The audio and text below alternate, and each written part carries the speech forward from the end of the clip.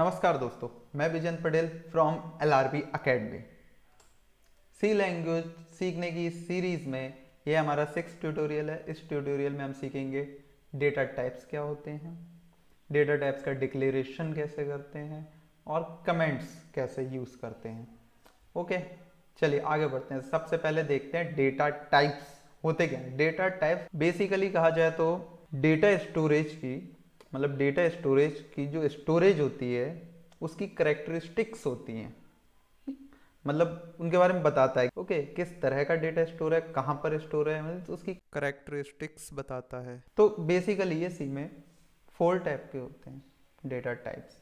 पहला होता है बेसिक डेटा टाइप, दूसरा ड्राइव डेटा टाइप, तीसरा एनुमरेशन डेटा टाइप, चौथा वाइड डेटा टाइप। तो इस सीरीज में, इस ट्यूटोरियल में हम सिर्फ बेसिक डेटा टाइप की बात करेंगे। ड्राइव डेटा टाइप, एनुमरेशन और वाइड डेटा टाइप की बात हम आगे के ट्यूटोरियल्स में करेंगे।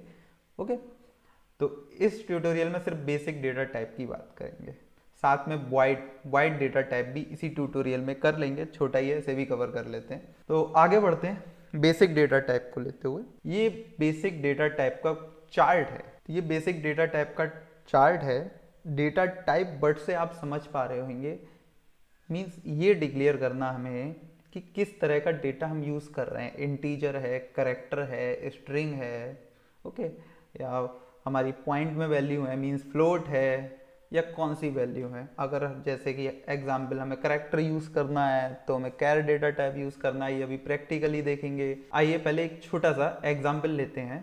टर्मिनल, तो अपने सी टर्मिनल को ओपन कर लीजिए। तो जैसा कि प्रीवियस लेक्चर्स में आपको बताया गया था, लाइब्रेरी से इंक्लूड करना क्यों करते हैं, मेन फंक्शन क्या होता है। ओके, अभी एक लास्ट 4 डेटा टाइप आपको बताया था मैंने अभी इसी ट्यूटोरियल में, जस्ट 4 डेटा टाइप।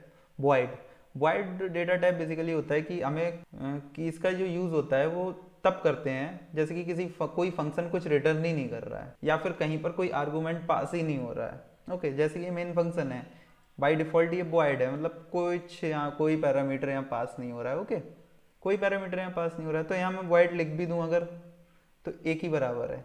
ओके, तो ये जब फंक्शन पढ़ेंगे तब वॉइड की इंपॉर्टेंस और वॉइड की ज़रूरत कहाँ पड़ती है उसे पढ़ेंगे। अभी ध्यान देते हैं हम डेटा टाइप पे। तो डेटा टाइप सबसे पहले हम बात कर लेते हैं करेक्टर की।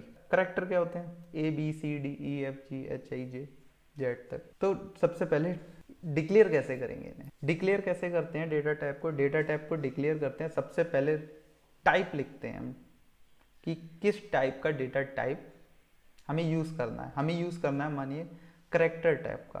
तो जो टेबल मैंने आपको डेटा टाइप की दिखाई है, ठीक, उसमें कैर नाम का डेटा टाइप होगा। आइए देखते हैं। ये कैर नाम का डेटा टाइप है, साथ में इसकी मेमोरी साइज है। मीन्स जब हम इसे डिक्लेयर करेंगे तो ये हमारे ऑपरेटिंग सिस्टम में कितने बाइट मेमोरी कंज्यूम करेगा, मतलब कितनी घेरेगा मेमोरी। इसकी रेंज है -128 टू 127 तक ही एग्जिस्ट करता है, मतलब इससे ऊपर वैल्यू इसमें नहीं आ सकती। आप कहीं करेक्टर है, ABCD है, तो ये क्यों है ये भी समझाएंगे। फॉर्मेट स्पेसिफायर है। फॉर्मेट स्पेसिफायर का क्या काम होता है उसे भी इसी ट्यूटोरियल में आगे कवर करेंगे। डेटा टाइप्स इसके अलावा और भी हैं, काफ़ी हैं, ये सारे आप नोट डाउन कर सकते हैं। डेटा टाइप, काफ़ी डेटा टाइप है। तो डिक्लेरेशन वहाँ भी आपको बताया जा रहा है, यहाँ भी दे रखा है। सबसे पहले डेटा टाइप नाम हमें लिखना है, उसके बाद वेरिएबल नेम लिखना है। कैसे लिखना है देखते हैं। डेटा टाइप का नाम लिखना है। ओके, कौन सा डेटा टाइप हम पहले ले रहे हैं? कैर। वेरिएबल का नाम क्या रख सकते हैं, क्या नहीं रख सकते हैं? वेरिएबल का नाम हम कुछ भी रख सकते हैं, सिर्फ 2 कंडीशन है कि कोई भी वेरिएबल हमारा किसी डिजिट से स्टार्ट नहीं हो सकता और दूसरा अंडरस्कोर से स्टार्ट नहीं होना चाहिए, अन्यथा एरर आएगा। इसके अलावा हम कुछ भी रख सकते हैं। मान लीजिए हमने करेक्टर रख लिया C, डिक्लेयर कर दिया C, ठीक। डिक्लेयर करने के बाद पैरेंथेसिस लगाना है, वो सॉरी सेमीकोलन, वो कॉलम लगा, सेमीकोलन लगाना है हमें। इससे एक स्टेटमेंट हमारा कंप्लीट हो गया। ओके, ये हमने यहाँ पर डिक्लेयर कर दिया, लेकिन अभी वैल्यू असाइन नहीं कर दी। वैल्यू कैसे असाइन करते हैं करेक्टर में? वैल्यू करते हैं इस तरह से असाइन। ओके, ये हमने इसमें वैल्यू असाइन कर ली। अब इसे प्रिंट कैसे करते हैं, आइए देखते हैं प्रिंट कैसे करना है इसे। डिक्लेरेशन हो गया। प्रिंट का सिंटैक्स ये है, प्रिंट है फंक्शन प्रिंट के लिए हमने पढ़ा था, यूज होता है। ओके, तो सबसे पहले हम फॉर्मेट स्पेसिफायर यूज करते हैं, ठीक। उसके बाद वेरिएबल का नाम यूज करते हैं कॉमे से, ठीक। डबल इन्वर्टेड कॉमा में फॉर्मेट स्पेसिफायर, फिर कॉमा से वेरिएबल नेम। ओके, अब फॉर्मेट स्पेसिफायर देखते हैं क्या था सी का था मॉड्यूलस सी। ओके, चलिए यूज़ करते हैं मॉड्यूलस सी। तो पहले प्रिंट करने के लिए हमें प्रिंट एफ फंक्शन, उसके बाद मॉड्यूलस सी कॉमा देके वेरिएबल का नाम। अब आपको बताया गया था कि सबसे पहले प्रोग्राम पे क्लियर स्क्रीन लगाना है जिससे कि पहले का आउटपुट नहीं शो हो। स्क्रीन होल्ड करने के लिए गेट सी एच लगाना है। लेकिन ये दोनों ही फंक्शन जो एडवांस स्टैंडर्ड है हमारे सी के, अब ठीक उन पे यूज़ करने की आवश्यकता नहीं पड़ती है। ओके, लेकिन इस पे पड़ती है। ठीक, आइए रन करा के देखते हैं इसे हम। देखिए ए हमारा यहाँ पर प्रिंट हो। एक चीज़ इसमें और है, एक चीज़ इसमें और ये है कि हमारे जो करैक्टर होते हैं वो एक तरह से इंट भी होते हैं। इंट नहीं होते हैं, एक तरह से इंट होते हैं। कैसे होते हैं? आपने ASCII आस्की सुना होगा। इसकी एक इनकोडिंग टेबल होती है, इनकोडिंग टेबल होती है जिसमें इंटीजर नंबर लिखे होते हैं। हर एक इंटीजर नंबर किसी एक करैक्टर को रिप्रेजेंट करता है। जैसे अगर मैं ए का वो रिप्रेजेंटेटिव नंबर देखना चाहूँ तो %d लगाऊंगा, जो कि हमारे इंटीजर के लिए फॉर्मेट स्पेसिफायर है। यहाँ मुझे मिल जाएगा 97, मतलब 97 नंबर ए को रिप्रेजेंट करेगा। इसका मतलब ये हुआ अगर मैं यहाँ पर 97 लिखता हूँ और फिर इसे प्रिंट कराऊंगा तब भी ए ही प्रिंट होगा। ठीक, ये इनकोडिंग टेबल होती है। 97 से आगे बढ़ेंगे 98, उस पर आपको बी मिलेगा, यहाँ पर आपको बी मिलेगा, ऐसे ही रेस्पेक्टिवली। आइए आगे देखते हैं। आगे कुछ आपको करैक्टर मिलेंगे, स्पेशल करैक्टर। स्पेशल करैक्टर क्या होते हैं? काफ़ी सारे होते हैं, यहाँ 4 हैं। ओके, काफ़ी सारे होते हैं, बाकी आप नेट पर सर्च कर सकते हैं, ज़रूरत अनुसार यूज़ कर सकते हैं। सबसे पहला है new line character. New line character मतलब कोई भी चीज़ अगर हम प्रिंट करा रहे हैं, पहला वर्ड हमारा पहली लाइन में है, दूसरा वर्ड सेकंड लाइन में है। आइए कोडिंग से समझते हैं और अच्छे से। ये कुछ इस तरह से। अब मैं चाहता हूँ कि हेलो पहली लाइन में आए और वर्ल्ड दूसरी लाइन में आए। इसे प्रिंट करा के एक चीज़ आपको समझाता हूँ। कर्सर बिलिंग हो रहा है, वो वर्ल्ड डी के आगे हो रहा है, कुछ भी प्रिंट कराएंगे इसके आगे से प्रिंट होगा।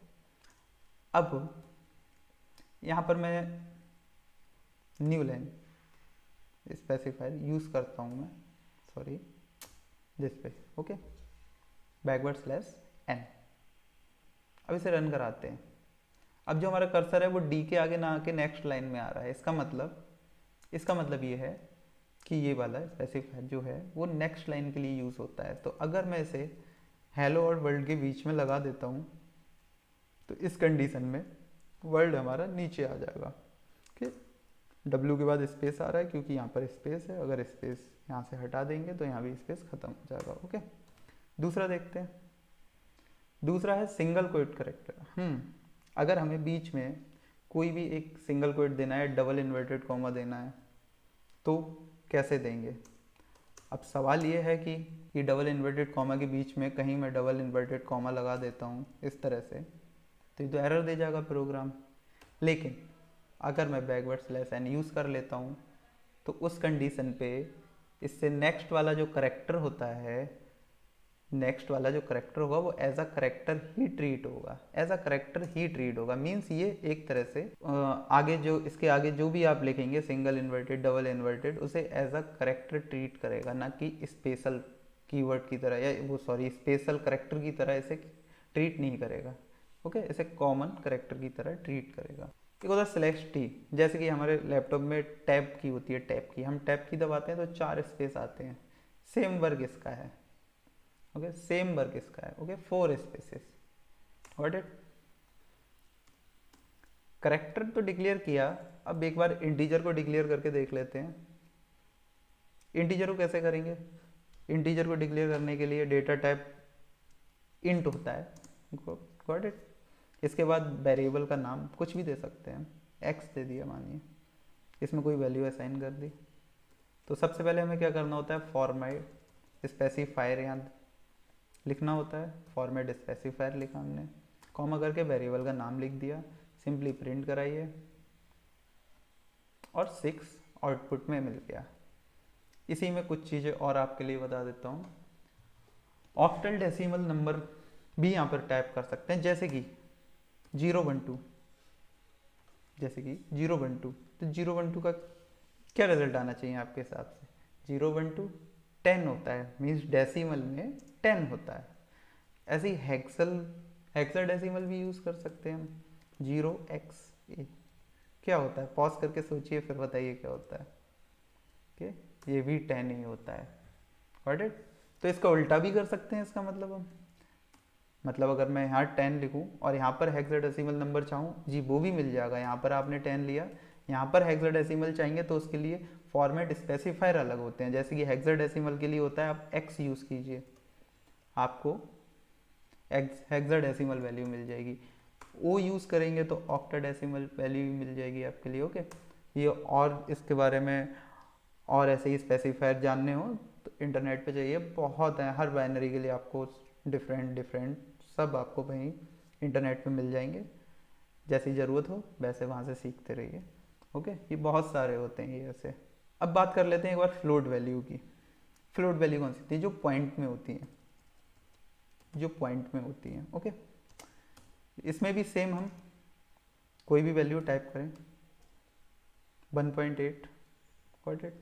फॉर्मेट स्पेसिफायर होता है इसका पॉइंट एफ, नॉर्मली से प्रिंट कराएंगे, प्रिंट हो जाएगा। लेकिन यहाँ पर 1 के बाद 8 के आगे 5 जीरो आ रहे हैं, मतलब पॉइंट के बाद टोटल 6 डिजिट आ रही हैं। ओके, टोटल 6 डिजिट आ रही हैं। इसमें एक चीज़ आप और कर सकते हैं, अगर आप ये चाहते हैं कि पॉइंट के बाद सिर्फ 2 डिजिट आए, सिर्फ 2 डिजिट, ओके, तो आप यहाँ पर 0.2 लिख देंगे तो सिर्फ पॉइंट के बाद 2 डिजिट आएंगी। अगर 3 लिख देंगे तो पॉइंट के बाद सिर्फ आपको 3 डिजिट मिलेंगी, बाकी की डिजिट नहीं मिलेंगी। ओके, ये भी है, इसमें आप कर सकते हैं। आइए आगे देखते हैं क्या है।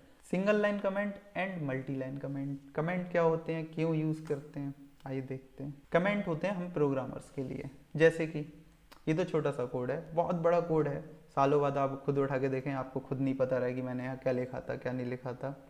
अगर मैं ये डबल फॉरवर्ड स्लैश अगर मैं यूज़ करता हूँ, इसके बाद मैं कुछ भी लिखता हूँ यहाँ पर, ओके, इसके बाद कुछ भी लिखता हूँ, तो ये कोडिंग में नहीं यूज़ होगा। ये एक तरह से हमारी जानकारी के लिए है कि कभी भी मैं इस कोड को खोल के देखूँ तो ये पढ़ के मैं समझ सकूँ कि ये किस लिए था। जैसे कि मैं यहाँ पर लिख देता हूँ, this is part 6 of C language. Okay, ये है सिंगल लाइन कमेंट। इसे as a multi line use करना चाहे मल्टी लाइन भी कर सकते हैं, मीन्स यहाँ भी आप कुछ भी एज अ कमेंट यूज़ कर सकते हैं। Okay, multi line comment actual में क्या होता है? ये तो सिंगल लाइन को 2 बार यूज़ कर लिया हमने। मल्टी लाइन कमेंट कैसे यूज़ करते हैं?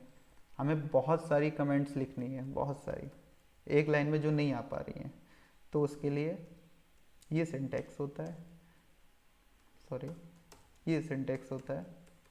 अब इसके बीच में आप कुछ भी, कितनी भी लाइंस का लिख सकते हैं, वो एज अ कमेंट ट्रीट होगा। ओके, तो आई होप कि इस वीडियो में आपको चीज़ें समझ आई होंगी। यदि कुछ भी समझ नहीं आया तो उसे कमेंट बॉक्स में कमेंट करके पूछ सकते हैं। और वीडियो पसंद आई हो तो लाइक करें, सब्सक्राइब करें, शेयर करें और बेल आइकन दबाना ना भूलें for the latest video. Thanks for watching.